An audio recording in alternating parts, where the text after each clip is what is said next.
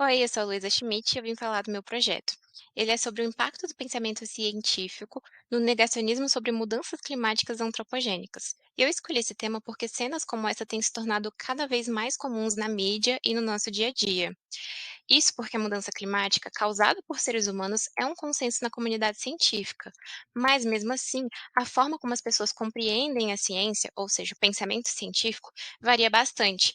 E apesar dos esforços para divulgar as informações corretas, formas organizadas de negação do conhecimento científico sobre mudanças climáticas seguem avançando e o categorizam como um dos maiores casos de negacionismo da atualidade. Sendo assim, nós decidimos avaliar o que essas crenças podem ser e como elas podem se estruturar, a partir de diversos instrumentos.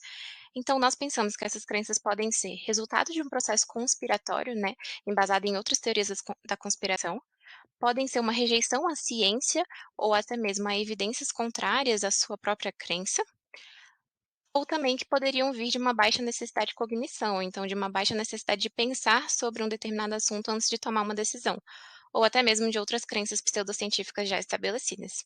Além disso, como a gente sabe que é um tema muito politizado, né, que tem uma discussão que divide muitas opiniões no campo político, a gente pensa que esse pode ser um reflexo de um posicionamento de grupo, no caso um grupo político, e decidimos também tirar uma medida de posicionamento político.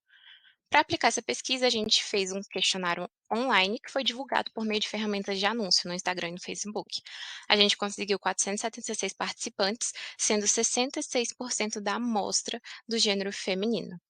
Além disso, a mediana ali do posicionamento político da amostra foi de 40, o que caracteriza um grupo majoritariamente posicionado à esquerda do espectro político.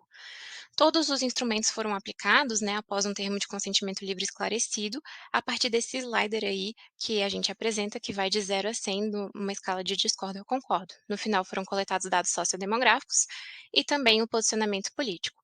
Com essa pesquisa, a gente descobriu algumas coisas. Bom, basicamente a percepção de realidade das mudanças climáticas está negativamente, significativamente correlacionada à orientação política dos participantes. E ela também está negativamente, significativamente correlacionada a crenças conspiratórias de bem-estar pessoal. Além disso, outros dois fatores que a gente pensou que poderiam ser importantes, que eram a necessidade de cognição e as crenças pseudocientíficas, não mostraram qualquer correlação. Mas apesar de tudo isso, os fatores relacionados ao pensamento científico apresentam correlações significativas entre si. Então, realmente, né, se consolidam como representantes do pensamento científico. Mas o que tudo isso quer dizer? Bom, basicamente, a orientação política se pauta como um significante antecedente da percepção de que as mudanças climáticas são reais, de modo que as pessoas que se posicionam mais à esquerda no espectro político demonstraram possuir mais esta crença. Ou seja, esse é um fenômeno social, grupal. Além disso, outros antecedentes significativos foram a crença em teorias conspiratórias relacionadas a bem-estar pessoal e o fechamento a novas evidências contrárias à sua crença, que se pautaram como preditores significantes da percepção da realidade sobre as mudanças climáticas. Desta forma, a gente percebe a importância de considerar a estrutura do pensamento científico da população brasileira para poder contornar essas crenças negacionistas, de modo que elas sejam combatidas de forma direcionada, porque muitas vezes elas são consideradas falta de informação ou falta de acesso, né, a conhecimentos, quando na realidade elas fazem parte de um processo grupal e de estabelecimento de crenças que a gente precisa avaliar a forma correta de combater. Principalmente as informações dessa natureza, que têm impactos muito grandes no nosso dia a dia, na nossa política, em todas as ações que a gente tem para a defesa, né, do meio ambiente também. Então é muito importante avaliar mais profundamente também como que esse fenômeno se pauta e quais são as formas de combate que vão ser mais efetivas, considerando, né, esses aspectos antecessores do negacionismo sobre mudanças climáticas antropogênicas.